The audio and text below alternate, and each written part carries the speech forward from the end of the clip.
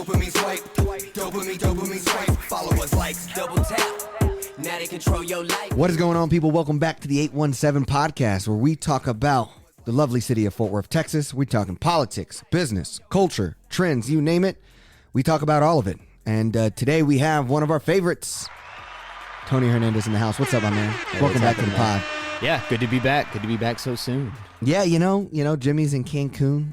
At least that's what he says. I'm convinced that he's a part of the FBI who's trying to get Trump, and that's why he keeps leaving. Yeah, I think so, man. I think he lives a double life. Yeah, exactly. You know, he's always gone doing something, you know, and I don't know what it is. So, Yeah. You know, Jimmy is not here. So, but I'm thankful that you'll be here. And also, what's cool, guys, Tony will also be on next episode as we interview someone I'm really excited to talk to, Kathleen Brown. She is a U.S. House rep for the state of Texas, candidate who's running against Ronnie Jackson, a Republican who goes unopposed most times when he runs. So we're going to talk to her just about running as a Democrat, a moderate Democrat in Texas, what she learns because she services Wichita Falls, Amarillo. And so we're going to be able to have her here, Denton County, just kind of talking about what it's like to run and what made her run and what can we learn here in Tarrant County about that. So that will be next week. And then after that, the week after, it's going to be, what's the September early holiday? Memorial or Labor? I always get them mixed up. Labor Day. Yeah. Labor Day. So we won't have a pod that day.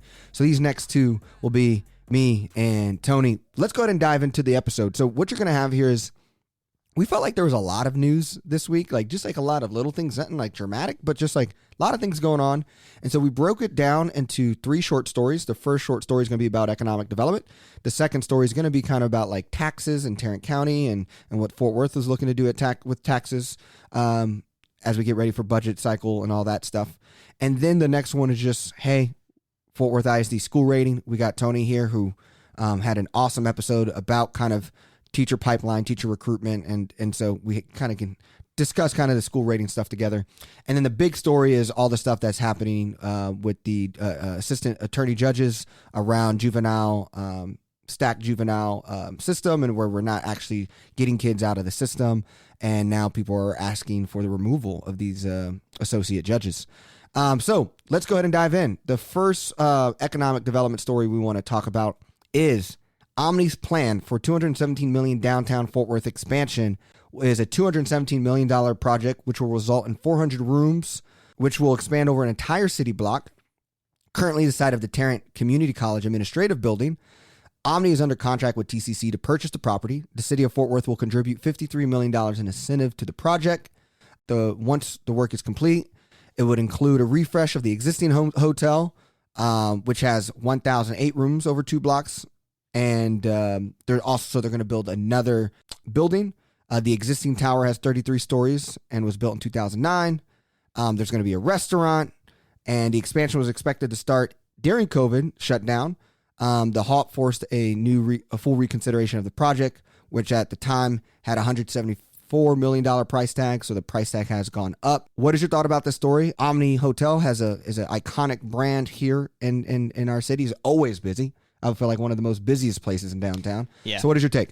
Yeah, I mean, selfishly, Omni's kind of special to me. Like I was going to Whiskey and Rye in college. They used to have a happy hour a long time ago, and it was like one of the best in the city. And then I think they figured out that kids like me figured it out. So they were like, all right, got to get rid of the happy hour. But yeah, it's a special place. It's a place where I go for staycations. It's the place that we partied the night of my wedding. So we got married at TMP, and then we walked across to Omni to celebrate some more with some of our friends and people. I think it speaks a lot, too, about the fact that Fort Worth continues to get a lot of people to visit, right? So tourism is up. Hotels are up. We're seeing more and more of this hotel industry. So I think that great hotels are fantastic. We have to continue to get innovative and find new reasons for people to come and visit the city, which I think it's exciting. So yeah. We'll see how it goes. Yeah, the fact that they said the Omni has committed to creating 50,000 square feet of meeting space in the new tower, and 15,000 square feet for a restaurant facing Lancaster Avenue. Man, Lancaster is going to look really cool here in a decade, man. I mean, me and you are going to be like, what the heck happened? As both people who love the South Side and TMP and all that jazz. It's going to look different. You have Texas A&M North coming in. You already have UT Arlington's business school down there. So you got these business school, you have this innovation program for A&M, you're expanding the Omni, a lot of work. And I think it's going to connect to the South Side. Yeah. Yeah, I agree. The thing that I hope that this pushes, and I apologies, I didn't get to read the whole story, but the Texas and Pacific Freight Warehouse downtown, that is, a big, massive, beautiful building, but it's massive, right? So as Omni expands on Lancaster, I wonder if we're eventually going to see some growth in this. So the Star-Telegram did have a separate article about that building and its future down here, but I do think that hopefully this is steps in the right direction of like, hey, if we're going to continue to expand in that area and we're going to continue to kind of refurbish and build things up, I wonder if we'll see movement on that giant building that we all drive past on 30 in Lancaster. Yeah, no, absolutely. And looking at the hotel's expansion comes at a time when Fort Worth's hospitality industry continues to surge. I know there's another hotel going into the it's going to be the Sandman Signature is expanding one of the XCO buildings. So you got another, I think, 200 plus rooms coming out of another hotel. So you're seeing a lot of booming happening there. What else is see here? I want to make sure another 1,000 room hotel is planned for part of the Fort Worth Convention Center. So there's another one. 60 million first phase is expected to begin at the end of this year. Pretty crazy stuff. Yeah, yeah, and I mean, and that's I stayed at the Kimpton in Harper. Oh, not yeah? too long ago. Yeah, went to Il Moto on their first floor. Like, great restaurant, cool hotel, swanky, cool little like Fort Worth details with like the Panthers and whatnot. But I don't know. Part of me is just like, wow, we're really riding this hotel wave. And I know you guys talked a lot about the short-term rentals recently. Yep. So I think that those are conflicting interests, right? And I think that it's an interesting take to see the hotels doing so well and that recovery going so well, and then watching the short-term rental debate kind of alongside it. Yeah. And with so much positive attention about hotel expansion, I think it might be difficult to convince voters that short-term rentals are advantageous to the city. Yeah, 100%. And it looks like they have to spend a little over $202 million on the expansion, with 15% of hard and soft costs to minority and women-owned contractors, according to the city. Completion is required by the end of 2026. So also I wonder what traffic construction might look like down there, because it is a busy road, to go from 35 to 30, kind of going on there to Lancaster, you know, people there. So it is a busy place and already kind of confusing. I always missed the 30 highway right there. So I always miss it. And then I have to go do around the Henderson and do it on the other side. Some people are kind of like concerned about it in the sense of cost. The cost has gone up. So when this is Crum told City Council, I'm trying to see who Crum is. Let's see. Mike Crum, director of Fort Worth's Public Events Department. There you go. The cost of the project has gone up significantly. 3 years ago, it was thought to be south of $400 million. Now it's north of $500 million. So, I mean, it's crazy in these days where like another $100 million doesn't faze me that much. Right. It's just like, okay. $100 million in this economy? Yeah. It's like no big deal. Inflation. So there you go. But, so I'm not too fazed about it. All in all, I think super cool. And man, that just the connection between downtown and South Side, it's going to look epic one day. And we're going to be the old people looking at our city like, dang, this place is so different than what I remember. Yeah. All right. So another cool story that was, this one was in the Fort Worth Report by Bob Francis. A solar panel manufacturer is considering Fort Worth potentially as its new place of business, bringing 229 jobs. A major solar panel manufacturer is planning to build a 5.7 million square foot plant in the United States, and a location on the border of Tarrant and Parker counties is under consideration. Hanwha Solutions is planning to construct a new large-scale solar panel plant. 2 sites in North Texas are under consideration. One is a site of the Tarrant County and Parker County one, and the other one South Dallas County in Lancaster area. The parcel in Tarrant and Parker County is a part of the Walsh Ranch development, which was also consideration for Rivian. Hanwha is a South Korean-based company. They are also supposedly one of the largest solar panel market people with most market share, with commercial 24% in the U.S. and residential 20.6% in 2021. They have manufacturing facilities in other areas of U.S., Malaysia, China, and South Korea. This is also coming at a time when President Biden approved the Inflation Reduction Act, which included incentives to boost solar manufacturing. So we're competing, and they're talking about this is something that's going to happen. They're going to make a decision by the end of the year, but it's cool to see us in another competition. Yeah, I think it's also, I think, worth noting that with the expansion of something like this, and with more jobs comes, more apartments and more housing, and we're going to have to find something to go out into the West. And I think, if it's just going to be one after the other. I was in a conversation recently where we were talking about all of the new factories and warehouses out in the South 20 in the Dallas side, near 45 and the 35 exchange out there.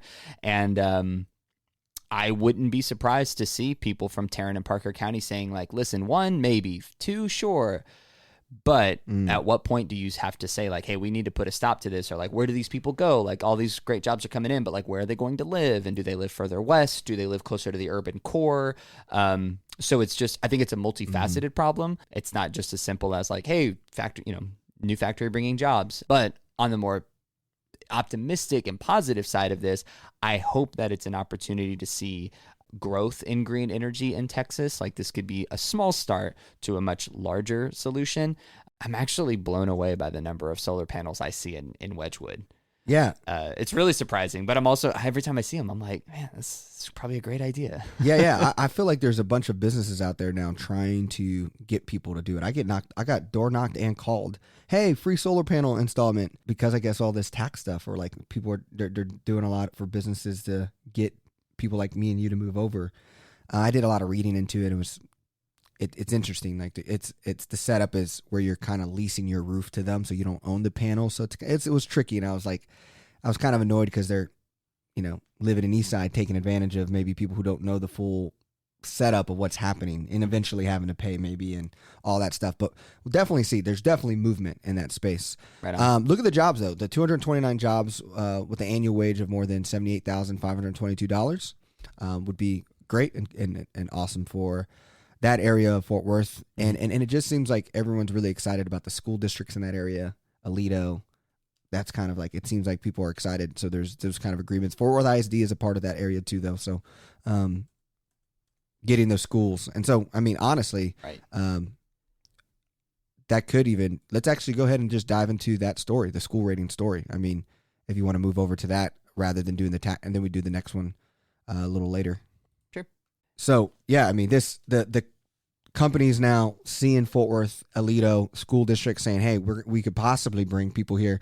We're now seeing our education system as an advantage.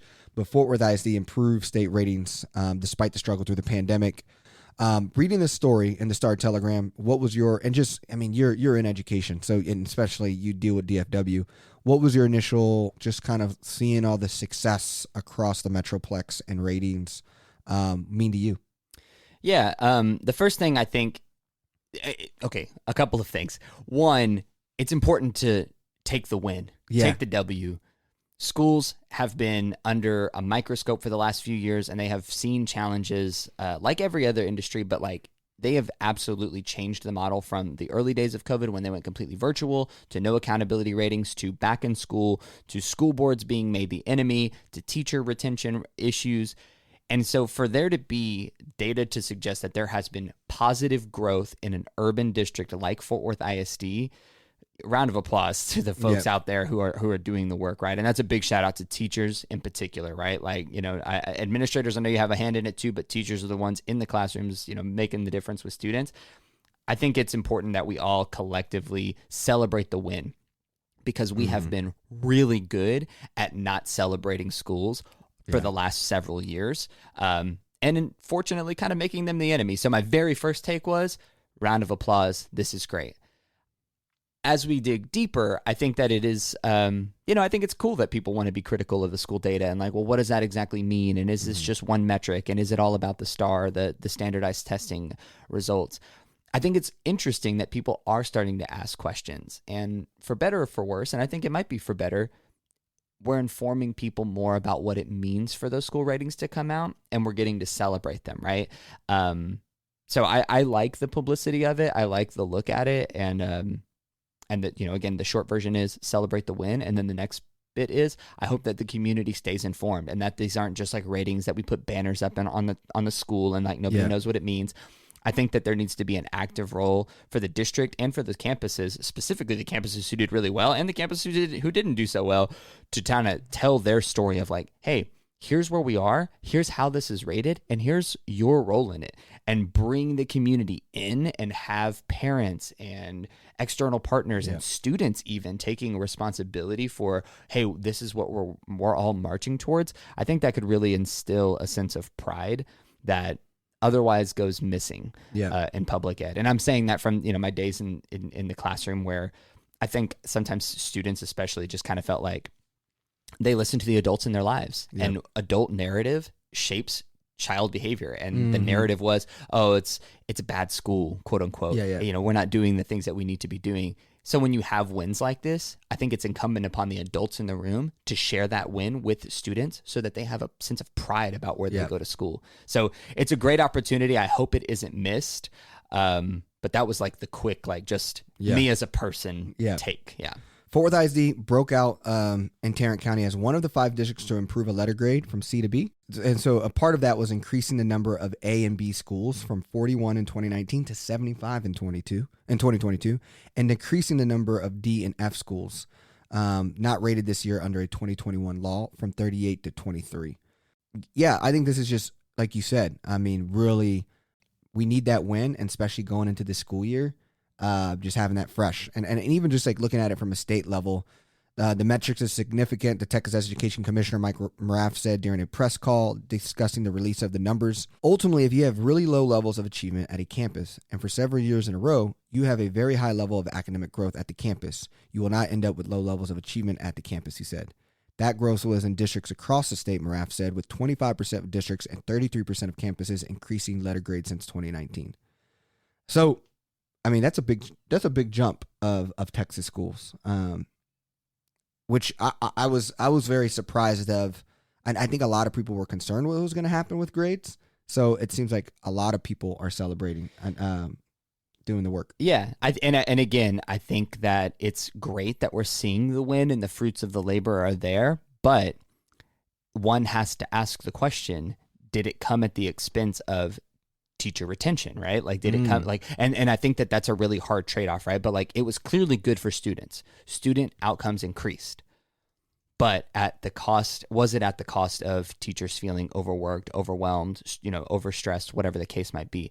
That's tough, right? That's a tough tension of opposites there. Yeah, because they were saying like some teachers, like most teachers, was doing after school tutoring. Had people doing summer tutoring and all that stuff. You had the implementation of reading academies as well, which was state mandated, and that was rolled out in different ways. But that was, hey, you are going to do this additional work, and the work paid off clearly. But again, it was asking more of a population of employees who are already doing a lot of work. Yeah. Well, Tarrant County also saw a lot of turnover in the city, and so they're doing all they can to, and in the county, for government positions. And so in this third short story, we're going to discuss what are some of the budget priorities for Tarrant County, but then also the city. We talked about this earlier, me and Jimmy, and how this was good for the county, but Tarrant County employees are in line for 2 raises by January. Employees will receive a 4% raise October 1st and an average 3% merit raise in January. So that is coming. Tarrant County has struggled to retain employees since the pandemic. From March 2020 to June 2022, the county lost 1,625 employees to resignations, terminations, and retirement.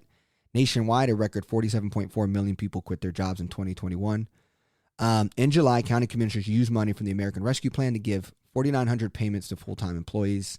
This is the part that is also like you're just showing like how this is impacting. Commissioner pays increase to $201,000+, which is up from $188,000.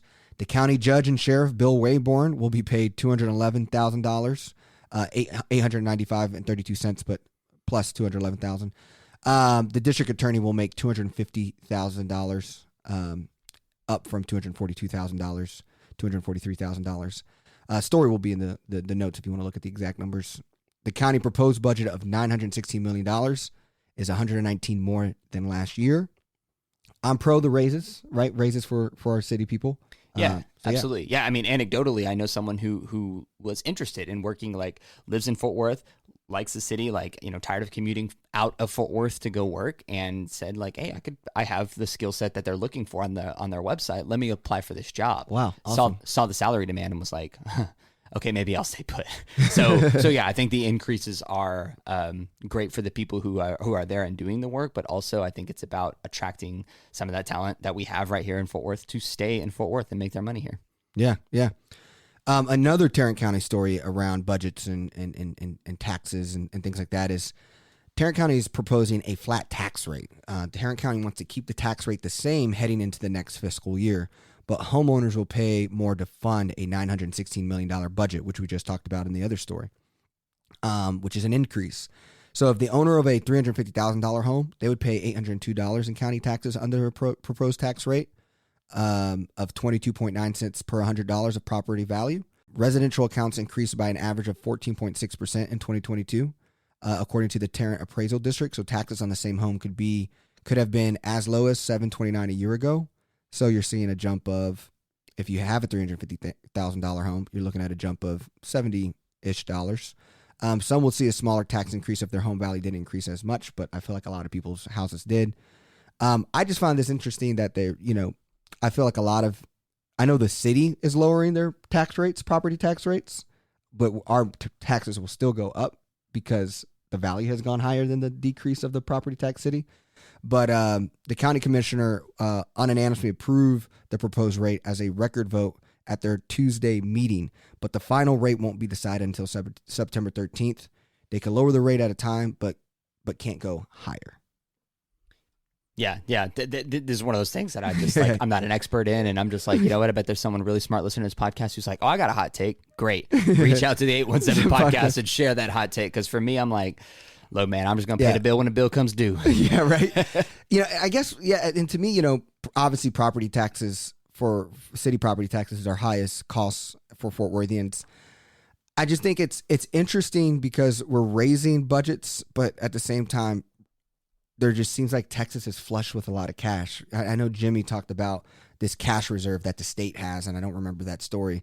But even now, Fort Worth Report just over the weekend posted about sales tax revenues are also popping and heating up. We've had in July, Texas collected $3.9 billion in sales tax revenue, the highest ever monthly recorded, according to the Texas Comptroller of Public Accounts. The booming revenue is mostly fueled by oil and gas production taxes, which combined generated more than $1 billion. Yeah, and I see in the same article that, for cities like Fort Worth, these taxes make up about 22% of the city's general fund anticipated revenue in fiscal year 2022. So, when it makes up 22% of your budget and that number goes up, you're thinking like, oh, okay. But again, I'm far out of my depth in terms of understanding, but more sales tax seems to be a good thing for our city. Yeah. And I mean, a lot of this episode is a lot of like this nitty gritty stories that we found that we just felt like, hey, we should be aware of it. The city budget's going to be improved. Yeah, we just got to be aware of these kind of things. I think so. And, one of the things that I want to point out in this article too is one of the things that is cited as the increase of these taxes, the sales tax increases, are record oil and natural gas collections, right? Yeah. So where earlier in the pod we're talking solar panels, green energy, kind of, maybe a shift or at least a difference here in DFW, it's going to be hard to continue to fight the narrative of like, well, when oil and gas does well, so does the state of Texas, which directly impacts us. So continuing our legacy, I guess you could say, in Texas of being an oil and gas state,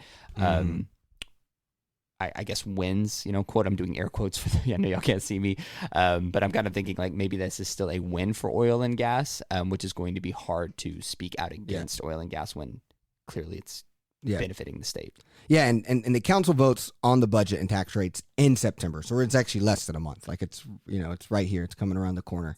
So this is why so much of this I think is interesting because it's so fast. I mean, like where was these discussions? Like it just seems like we were expected to have an interview this week, and we decided to push the interview back because all these little stories that started popping up. And I'm like, man, I would have prepared, the podcast a little differently, but all this budget stuff just seems, like you said, over my head. And we're people who we try to read the news and understand it. I'm trying to stay informed, right? Yeah. But I just find it really interesting that all of these things happening right at the very end of it all. Like, how do you educate the Fort Worthian, the average Fort Worthian about all this stuff? Yeah. Who's going to see their property taxes go up and then see in the news that sales taxes is booming. And it's like, so why is my property taxes going up if sales is, and it's like, so it's just a lot of that stuff that I think, and then people are nervous about property taxes and all that stuff. That's, a bigger concern than ever, I feel like, for people. Right. Yeah. What affects my bottom line? And I think that, this goes back to really what you created the 817 podcast to be about, right? Like, it's hard to stay this informed. And like you said, like, you have a podcast dedicated to it. You're reading the stories, you're looking at the articles, you're subscribed to multiple news sources, and still it feels very daunting to be well equipped to this. So then when we talk about low voter turnout in Tarrant County and in Fort Worth, is it so hard to believe when these things are hard? And like, what are people worried about? They're worried about putting food on the table. They're worried about gas in their cars. They're worried about paying their property tax bills. They're worried about where their kids are going to school and what the outcomes of those are going to be.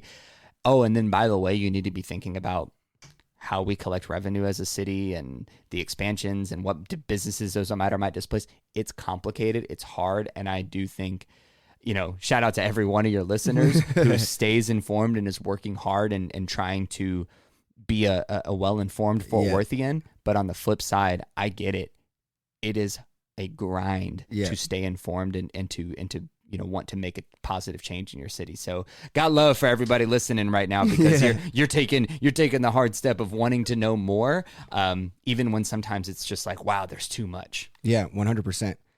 Speaking of another topic that's nice and that's very gritty, it's the big story. The big story came out recently. Nicole Manna, investigative reporter for Star Telegram, does a lot of great work around keeping the criminal justice system in Tarrant County and Fort Worth accountable, and just doing a lot of great articles. I mean, she did the 76104 article on life expectancy, done a lot. But her news stories around the juvenile court either postponing or canceling juvenile cases is really interesting. So there's two kind of stories by her that we're going to walk through. The reason why it's important to walk through both of them, you already have, County Commissioner Glen Whitley coming out and saying we need to defund the two associate judges. So what is happening here? So the two associate judges are not actually potentially are not doing their job. The Fort Worth Star Telegram reported on an audit Friday after obtaining a copy of a 21-page audit uncovering wide-ranging problems at nearly every level, including violations of Texas law on how some youth are housed and how two associate judges who handle juvenile cases cancel or postpone most of their scheduled hearings, which then leads to more juvenile kids, I guess, being stuck in centers and detention centers, and overcapacity compared to the amount of staff, kids sleeping in cots. But what I find very interesting about it, if I get to the number here, is that the two judges, Cynthia Terry and Andy Porter, who are appointed, Judge Alex Kim, who's elected, appointed them to. So he's getting a lot of slack. He's trying to protect, saying he runs an efficient court system, the most efficient one in Tarrant County. But what's crazy is both of these, the audit found that one associate court had 744 hearings on the docket, but canceled or delayed 61% of them. The other judge failed to hold 67% of the hearings on the docket. The audit didn't include the judge's name, but we do know it's Cynthia Terry and Andy Porter, who are both running for office. Porter is running for the election of the Criminal District Court number 4 bench, and Terry is running to be the 325th District Court judge and is unopposed. What did I miss in here, based off of you reading this as well, on what do you find interesting, why we decided to make this the big story ultimately, and why it matters to us at Fort Worth? When, looking at this, it's really disheartening to know. I mean, you said it, 61% of hearings canceled or delayed. These are kids. And when we're keeping kids in detention centers and we're not having them back with families, back in schools, back getting what they need to do, we are setting them up for a life of repeat systems, right? Systems are designed to do exactly what they do, and they're going to get the results that they're designed to get. And I have some pretty serious questions about what in the world these folks are doing if they're not holding court. I feel like if you have a job and your job is to hold court and you don't do it, you should be fired from that job. Yeah. And again, I oversimplified. I don't understand the ins and the outs of it. One thing too that I think was worth looking at here is this issue is not independent of race. So, quoting the article, looking specifically at June 27, they found that 107 of the youth being held were people of color and 9 were white. That is not reflective of the demographic of the city. Mm-hmm. So it makes it, and another quote here, it's difficult to imagine that it is accidental that over 90% of the long-term incarcerations in our juvenile detention center are either African American or Hispanic, and that only 7% of those incarcerated long-term are white. There is something systemically wrong at our juvenile detention center. It's hard to understand how it's not racist, and I don't use that term lightly. These issues, I think, are sometimes things that we don't want to believe are necessarily right in our backyard, right? Like we watch the documentaries and we read the big books and and we see the stories playing out. But here in our own backyard, right in Tarrant County, we are watching the juvenile detention centers contribute to the overcrowding of prisons and the overcrowding of correctional facilities by Black and brown people. I refuse to believe that this is only happening in Black and brown communities in Tarrant County, and that something needs to be done. Something needs to be fixed. All of these juveniles deserve their day in court, and they deserve an opportunity to get right back on the path. But you're not going to get that when you're spending 300 or more days in a correctional facility, and I have those numbers here as well.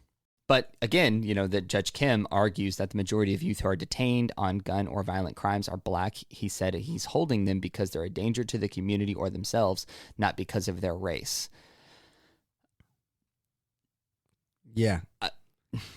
Hard to understand. Again, like I will speak to my own ignorance here that I don't know all of the ins and the outs of it, but I didn't know that judges could make decisions to hold children in juvenile detention facilities without court hearings. And it feels like that's what's happening, is a judge is making a decision to keep people in detention centers when in fact their opportunities to get their day in court, as it were, is not coming. So I don't know what the disconnect is here, but I appreciate the article because I think it's opening my eyes to just how quietly these systems of oppression can exist in our society. Unless people like Nicole Manna at the Star-Telegram, thank you so much, shine a light on it. And I will continue to get more informed as we go on in this story because it's painting a really terrible picture.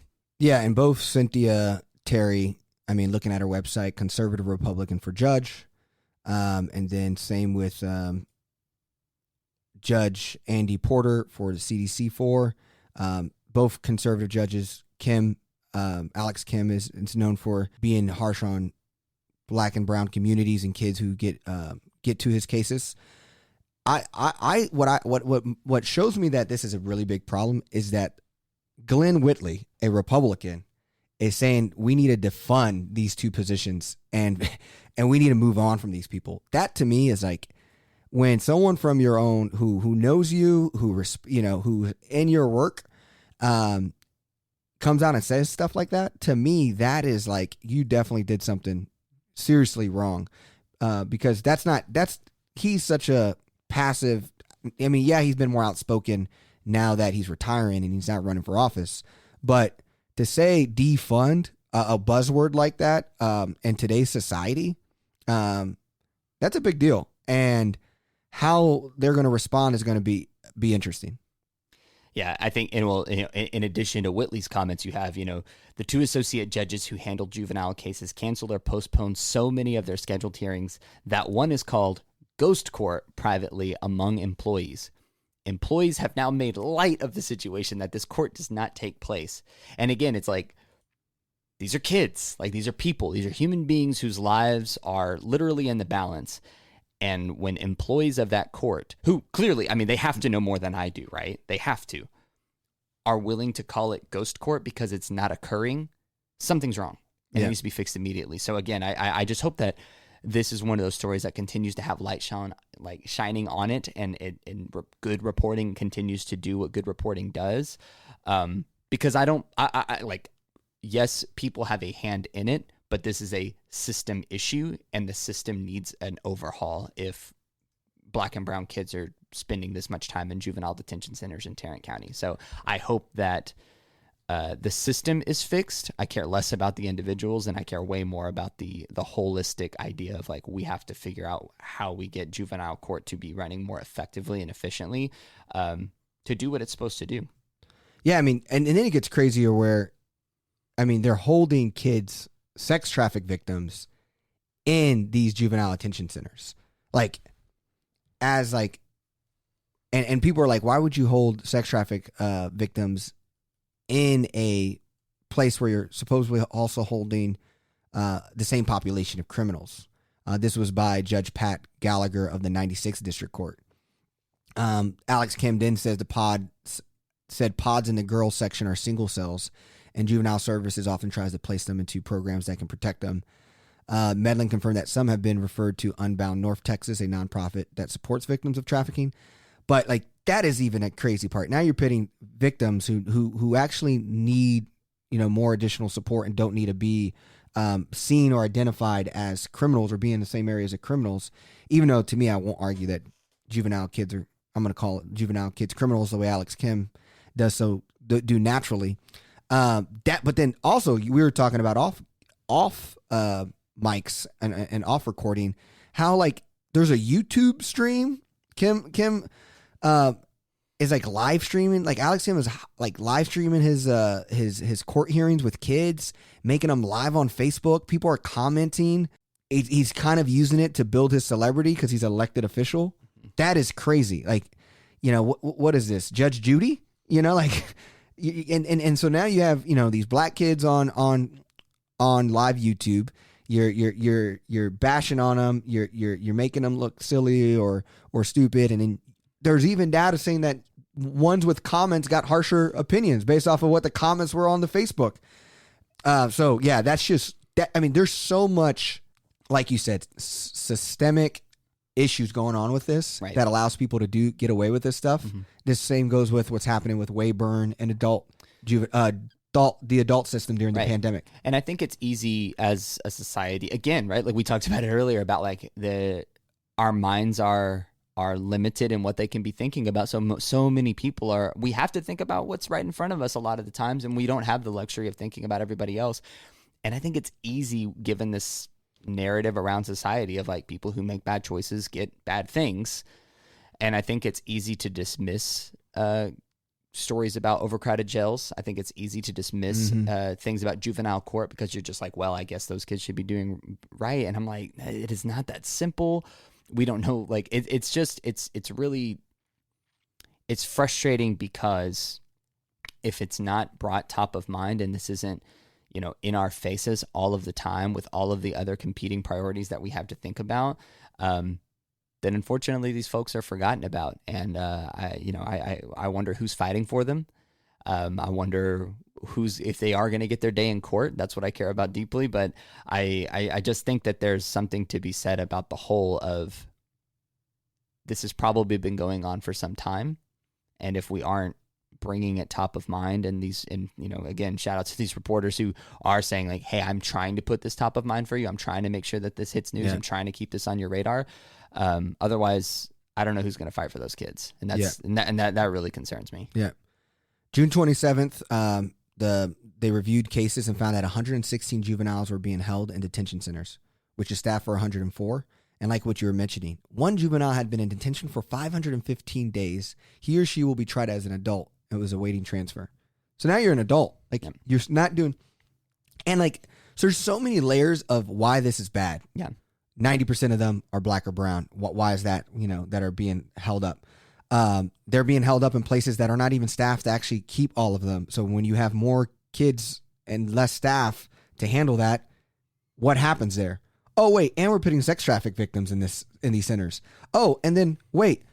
Oh, we pay these people tax dollars to do their job, and they're not doing their job. 60% plus for both of these assistant judges who are running for office on our dime. I mean, then we got to the Facebook, YouTube stuff. I mean, the county had to deny $9,000 of ad revenue from the YouTube channel. Like, that is crazy. The county rejected $9,000 payment from Google earlier this year from Kim's court hearings. That means a lot of people are watching this, and now, to me, which is very sad. And so this is just a crazy story, and this is why I think it's the big stories, because we don't know a lot. This is not our expertise, Right. But surely more is going to come out. And if Glenn Whitley's telling you we got to get these dudes out of here, like, using words like defund as a Republican, the only two people who are doing that now are wanting to defund FBI because they're crazies. So it's like he's using big words here. Yeah, I don't disagree. And I feel like Maddie should be. Oh, I mean, it's county, so it's hard for her to have to say something on this. Right. I think you could probably go in and do the data on how many of those kids are Fort Worth Fort Worth kids. Yeah. That could be used for it. Important to note here that Judge Kim, the Supreme Court of Texas told judges they had to broadcast proceedings, including juvenile hearings, and recommended they use YouTube. So the Texas Judicial Branch sent instructions to judges about how to create a Zoom account. So that's a COVID remnant. But again, I think it's interesting that it's like it just became. It stayed there, right? And in some Depending cases, on your Facebook page, right? And in some cases, it says here in the article, Kim continued to stream the hearing of children under the age of 14 against the law. In others, he spoke the child's full name and gave a summary of their alleged crimes. The attorneys complained, so a couple of local attorneys who have spoken out against this. And they also said he treated the hearings as if they were being held in a live TV courtroom. So, like you said, is this Judge Schuette? And it's just. What does it do to those? What is it? Kids are impressionable. Yeah. And if you tell something or somebody that they are this way and you treat them as if they are this thing, in this case, a criminal, an adult criminal who needs to be in a detention center for 200 or more days, they will internalize that. Identities are being formed. Lives are being shaped. And I am genuinely concerned that instead of quote, keeping us, safe from these, these teenagers, these children, as dangerous to society as Judge Kim would have me believe, I wonder if in fact what we're doing is we're further harming them and their ability to get back on the right path, get back into school, be re-engaged in all of these prevention activities and all of the wonderful things that so much of Tarrant County is trying to pour into. I don't know. I've never been inside a detention center. But I hope that they are getting all of the proper rehabilitative services that they need while they're there. Yeah. And I find it hard to believe that they are. I mean, especially when the person is willing to, quote unquote, say, he said he's holding them because they're a danger to the community or themselves, not because of their race. Yeah. But like to call any teenager a danger to the community for any kind of crime that's not murder. Gangs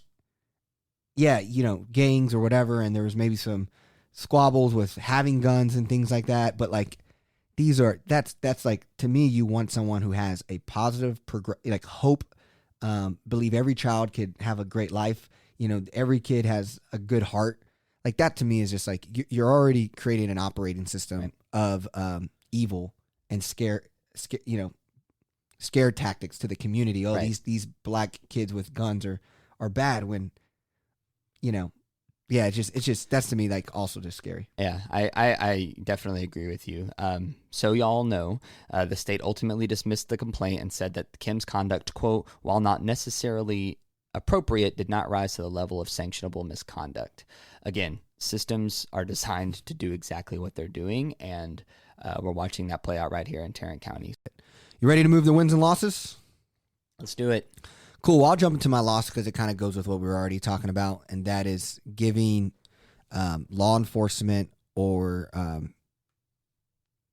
anything around crime more money, just because they already have a lot of money. But Fort Worth is proposing spending $2.28 million to fight gangs. Fort Worth could see 5 new crime control programs next year if a proposed crime control and prevention district budget is approved by the council members.